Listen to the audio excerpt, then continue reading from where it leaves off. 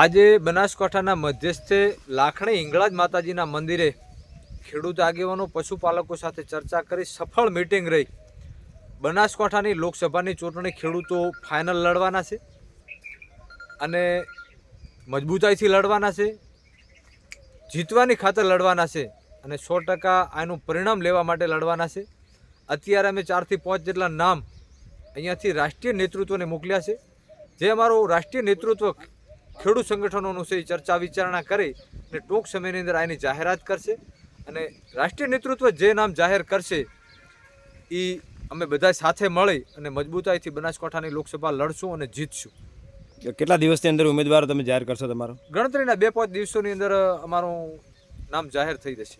તો તમે અપક્ષમાંથી લડશો કે કોઈ તમારો પક્ષ નક્કી છે કે એને સમર્થન આપવાનું? ના, બિન રાજકીય, બિલકુલ કોઈ પાર્ટી સાથે અમારું કોઈ બંધન નથી, કોઈ નક્કી નથી અને અમે બિન રાજકીય લડવાના ખેડૂત સંગઠનો છે અને અમારે રાજકીય સાથે કોઈ લેવા દેવા નથી.